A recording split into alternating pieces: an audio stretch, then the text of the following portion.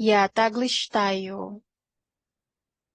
Pero, again, I recommend na mag-practice kayo ng English sa bahay kasi yun yung main na hinahanap ng mga client. Like, are you good in English? Kaya mo ba makipag-communicate sa mga clients? Kasi 'di ba, hindi lang naman sila yung pagsisilbihan mo, kundi pati yung mga clients din nila. So, yun, napakahalaga nun. Kaya ang sabi sa inyo, kausapin yung sarili sa salamin o kaya practicein nyo na kahit sa bahay lang, mag-English-English kayo, kausapin yung mga kapatid nyo, mama nyo, papa nyo, ganun.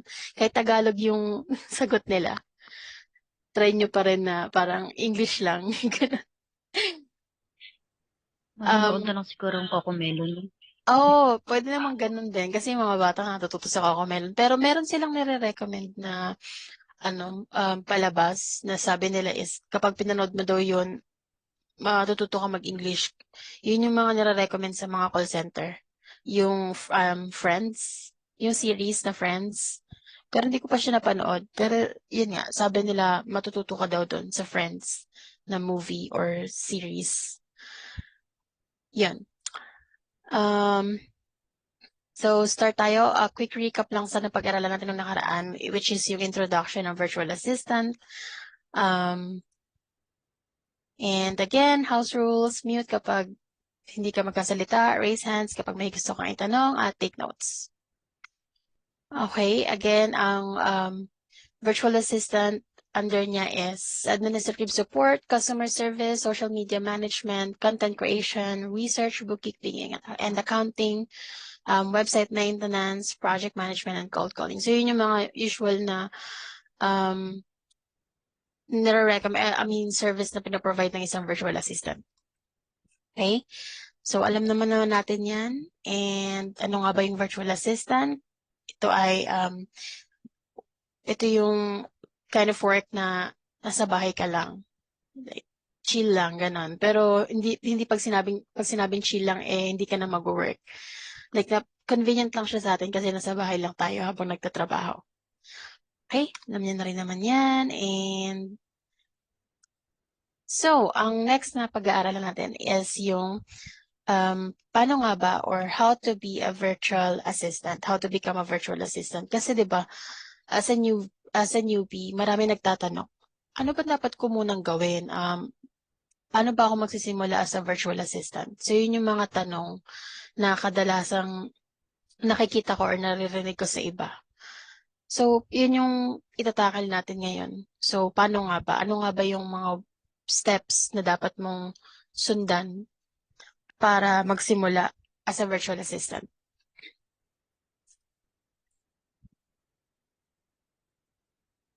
Okay, in today's digital age, yun nga sinasabi ko, super in demand talaga yung mga virtual assistant. Kasi yung mga taga-US, mas pinipili nila na mag-hire ng mga overseas. Like, na-mention ko nung nakaraan na mas cheaper kasi sa atin. 'Di ba? Kumbaga, ang daming advantage kapag nag-work ka sa virtual assistant. At napaka-in-demand niya, napakadaming naghahanap ngayon ng mga virtual assistant. Actually, nung nag-apply pa lang ako year 2020, hindi pa ganun kadami. Parang wala pa ako masyadong nakikita na nag-apply. Hindi naman sa pero nung time kasi na yon, ang in-demand is yung call center. Dahil di ba nagka-pandemic. Ano ba yung mga dapat na steps na dapat nating malaman? So una is you need to understand the role, identify your niche and specialization, develop and showcase your skills, build an online presence, craft an impressive resume and cover letter, utilize online job platform and freelancing websites, network and leverage connections, ace the interview process, provide outstanding service, continuous learning and professional growth. So yun yung mga pag-aaral natin ngayon or itatakal natin. Okay, so ano nga ba dapat gawin? Una is you need to understand the role of a virtual assistant. That's why pinag-aralan muna natin nung first day ng training natin is ano nga ba yung ginagawa ng isang virtual assistant. Hindi kasi pwedeng apply ka lang ng apply tapos wala ka naman palang alam sa kung ano ba yung responsibilities ng isang virtual assistant, 'di ba? Kumbaga para kang sumabak sa gera nang wala kang dalang armas, gano'n. Kaya sinasabi ko na pag gusto niyo mag-virtual assistant, kailangan yung mag-research. Hindi lang kayo depende sa kagaya nito. Kumbaga itong training na to, tulong lang naman to para magkaroon lang kayo ng idea. Pero nasa sa inyo pa rin yun kung paano nyo palalawakin yung kaalaman nyo when it comes to virtual assistant. Okay? So ano nga ba yung mga task na pwede kong i-offer sa mga client, mga ganon. Tapos,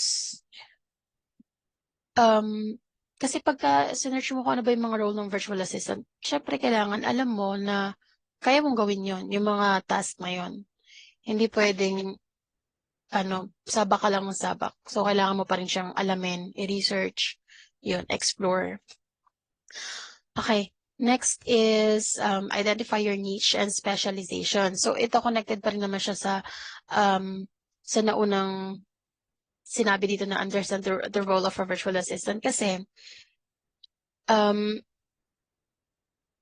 kunwari, ikaw, kagaya ni Chichi na nasa bookkeeping siya. And dun talaga mas malawak yung ano niya, 'di ba? Yung experience niya sa bookkeeping. Tapos pumasok ka as a graphic designing na hindi ka nag-conduct ng research or hindi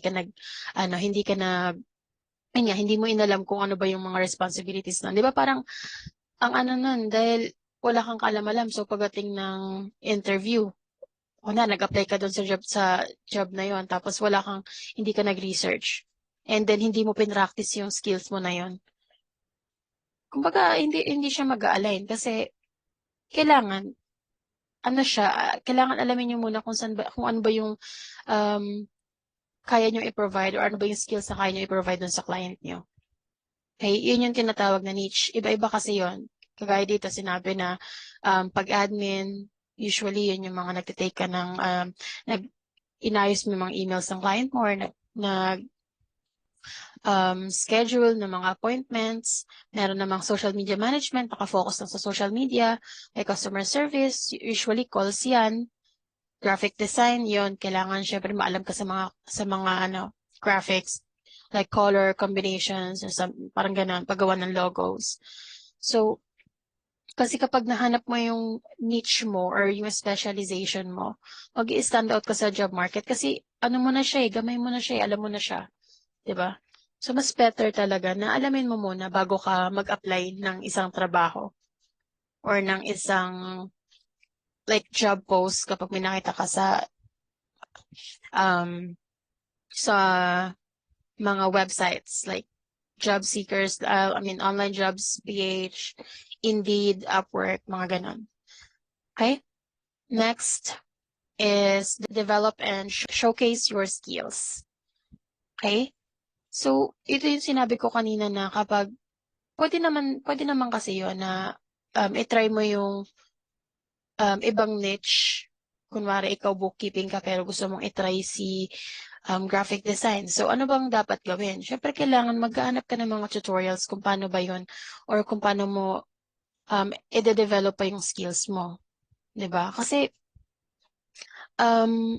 mahalaga yun dahil hindi man pwedeng nakafocus ka lang sa isang niche. Kailangan lumalawak din yung kaalaman mo.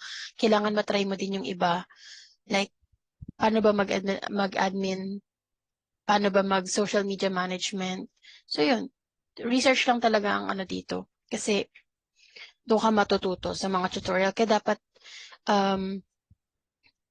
tinitake advantage niyo yung kapag meron nag-offer sa inyo ng free naman, why not? Bakit hindi tayo makinig? Ganun. Yun. Yun yung isa sa dapat gawin kapag gusto mo mag-virtual assistant. Okay? And then, kailangan mo din i-enhance yung skills mo sa computer. Hindi naman porket meron kang computer, yun na yun. Parang, may computer ako, sige nga, mag-virtual assistant ako. Hindi pwedeng ganon. Syempre, kailangan, ano mo din yung skills mo. I mean, yung paggamit ng mga tools, ganyan, pasikot-sikot sa mga Excel, Words, o kaya pasikot-sikot sa mga website, ganon. So, isa yun sa dapat gawin. And then, next is build an online presence. So, ito yung isa sa ginagawa ko. Nung nagsisimula pa lang ako, napakadaming tools ang ginamit ko. Like, gumawa ko ng portfolio gamit yung Wix. Libre lang naman kasi sa Wix. Yung Wix kasi ano siya, paggawaan siya ng website. Kasi siya para siyang WordPress, ganun, pero libre lang. Pero yung domain mo, syempre hindi yun ano. So, papakita ko sa inyo yung Wix na ginawa ko dati. Ito yung unang-unang ginawa ko. Napaka-simple lang, diba? Parang andito na yung pangalan ko, ano yung i-offer ko sa kanila, like, isa akong IT, ganyan, virtual assistant. And then, naglagay lang ako ng konting objectives dito and nilagay ko yung resume ko na kapag kinlik nila is makikita nila yung pinaka-resume. Ito yung ginawa ko bago ako apply as a virtual assistant. And then, nung na ako, na nakapag-apply na ako, pas malumawak pa yung kaalaman ko, gumawa pa ako ng isa. So, ito, ayan, makikita nyo, ano ito yung sa resume, yung mga experience, projects. Actually, yun naman, mga ginawa ko sa Wattpad, di ba, nilagay ko para lang may makita ang portfolio. And then yan, kapag may mga simpleng graphics lang na ginawa, ilagay mo na lang din para magkaroon ka lang ng mga sample na ano. Ayan, naglagay ako dito website, gumawa ako sa Wix, kahit na ganito lang, di ba? Pero kapag natututo ka kasi na-enhance yan eh. So, ito yung sumunod na ginawa ko. Okay? So, kung makikita niyo yung una nakalagay IT specialist lang, ngayon nakalagay virtual assistant, web developer, and graphic designer. So, di ba, nag-enhance siya. Kumbaga, dagdagan. And then, ayan, ito yung mga skills, natutunan mo. Marunong ako mag-graphic design, ganyan. I-showcase mo yung mga skills na natutunan mo eh. Actually, hindi naman ako ganun sa graphic design, pero dahil nag-search ako, gumawa ko tinry ko yung Canva, kahit mag-free lang kayo nun, tapos explore nyo lang kung paano gumawa ng mga logo, ganun. Yun, matatawag ka ng graphic designer. Yan, data entry, lalagay nyo kung ano na yung mga tools na nagamit nyo, Microsoft Word, Microsoft Office, ganyan.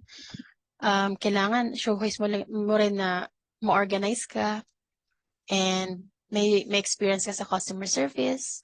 Yan, nalagay nyo lang dyan. Sa portfolio naman, ayan, kung makikita nyo yung mga ginawa kong logo, mga hinahandle na website, ganun. Pwede naman ninyong pwede naman kayong gumawa ng portfolio kahit na ano lang, hindi talaga pinagawa ng client. Kayo lang mismo gagawa.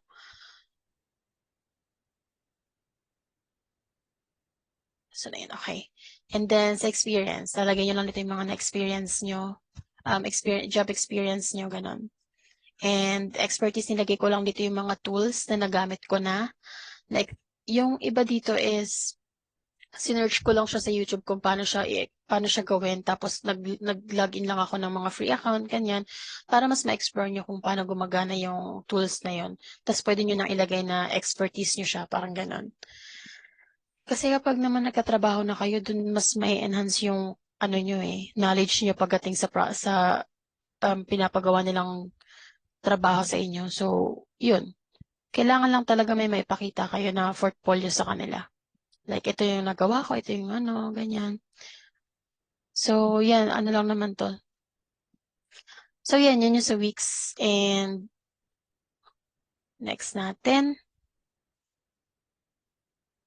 Hindi lang Wix, pwede kayong gumawa ng account nyo sa LinkedIn, Facebook, or kaya Twitter para mas madali kayo makontak ng mga client.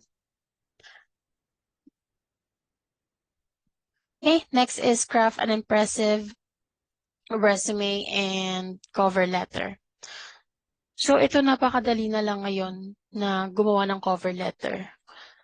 Yung ginagamit ko kasi ngayon is yung ChatGPT. Napakadali lang niyang gamitin. Pag siguro mga ituturo ko din sa inyo tong ChatGPT na to. So, for example, gusto mong gumawa ng cover letter, yung parang gusto mo na engaging yung cover letter, matatype mo lang dito. Create a cover letter, or lagyan natin na, create an engaging cover letter for virtual assistants. Okay? Tapos, ano mo lang yan? And then, gagawan ka na niya ng cover letter. Ayan. Tapos, lalagyan mo lang dito kung ano yung mga i-offer mo sa kanila or yung experience mo. Napakatalino ng AI na to. So, yun. Ito. Pwede nyo itong gamitin, tong cover letter na to. I'm excited to apply for a virtual assistant position at kung anong company nila. Tapos, kung saan nyo nakita yung pinaka-job post nila. And, wala na kayo masyadong babaguhin dito eh, 'di ba? Parang pwede niyo namang i-edit na lang kung ano yung gusto niyo tanggalin at ano gusto niyo idagdag. So ito napakagandang cover letter na nito. Okay? Sa resume naman, pag-aaralan din natin 'yon kasi meron tayong tinatawag. Iba kasi yung resume ng isang virtual assistant. So kung makikita niyo ito yung resume ko. Nakalagay dito yung logo mismo ng company para sa work experience. Tapos lalagay mo yung mga contact mo. Like, paano ka nila kakontakin sa WhatsApp, email, Skype, ganyan. Tapos, skills. Ito, home-based part-time, explain ko din yan. Training or seminar na na-attendan. Pwede rin na research nyo lang siya sa YouTube or search lang kayo sa mga website na nag-offer ng mga ganitong training and then pwede nyo na siyang ilagay dyan. Expertise, kagaya ng ginawa ko sa resume ko, and then contact reference. Yan lang naman yan para sa mga resume. So, next is utilize online job platform and freelancing website. Ito yung pinakita ko kanina. Ito meron ako dito sa Upwork. Dito kasi napakadami naghahanap ng mga client. Yan. Kita nyo, answering client, good English. Kaya sinasabi ko sa inyo, galing mag-aral talaga kayo mag-English. Yan, VA, virtual assistant, yan yung mga And then meron din ako dito sa online jobs. Marami rin nagpo-post dito. Ayan, kung makikita nyo, may graphic designer with email marketing experience, social media manager. Marami kayong pwedeng applyan. And, ano pa bang meron? Yung iba gumagamit din ng Fiverr, pero hindi kasi ako, sa Fiverr eh. Ito kasi usually talaga pang freelance lang siya eh. Kumbaga mag-hire sa'yo is yung mismong client na, project-based lang, ganun. Okay. And then, network and leverage connection. Ito yung mga usually, pag meron kang mga friends or families na nagkatrabaho na siya nagkatrabaho na as virtual assistant. And sasabihin mo sa kanila na nag-virtual assistant ka din. Pwede kasi na magkaroon kayo ng connection na parang, meron akong client na ganito naghahanap ng virtual assistant. Pwede kang mag-apply, gano'n, di ba? Parang connection lang. Ito yung networking na hindi ka nagbebenta ng product, di ba? Networking kasi meron kang i-recommend sa kanila, meron din silang i-recommend sa'yo. Parang ganun. Kaya mas maganda ipalawakan yung connections nyo. Usually sa LinkedIn, maraming ganyan. Kumbaga, bigayan lang ng client, ganun. And then, next is ace the interview process. So, kailangan preparado ka talaga. Kailangan mo mag-prepare kapag time na ng interview. Hindi naman ganun kabigatan. Sa iba kasi sa akin nung interview ako, sobrang gaan lang kausap nung pinaka-client ko eh. So, mas maganda na i-research mo kung ano ba yung ginagawa ng company nila bago yung oras ng interview kasi maganda na may alam ka. Kasi, kunwari, yung company na yun is web developing company pala siya. So, dapat alamin mo na, okay, ganito pala yung ginagawa nila. Ito pala yung mga service na ina-offer nila, ganyan. Para pag tinanong ka niya na, may idea ka na ba kung ano ba yung gagawin natin, ginagawa ng business ko, ganyan. Para may sasagot ka, di ba? And kailangan i-highlight mo yung mga experience mo, yung mga natutunan mo sa pag-research mo, ganyan. Next is provide outstanding service. Napaka halaga nito. Kasi kapag nakapasok ka na at nagkaroon ka na ng mga clients, mahalaga na ibigay mo yung best mo talaga kasi nagbibigay sila ng mga testimonials.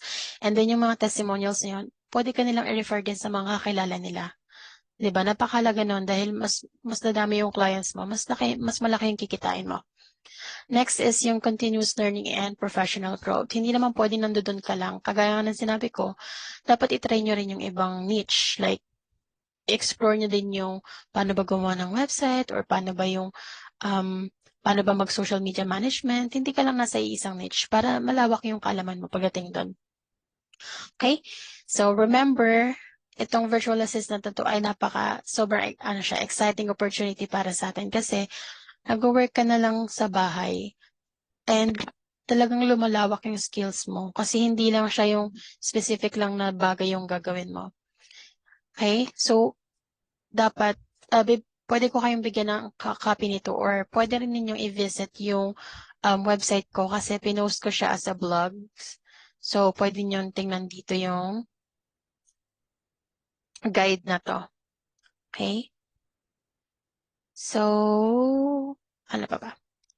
Think that's it. If may mga question kayo, pwedeng mag-rejoin na lang kayo sa meeting natin.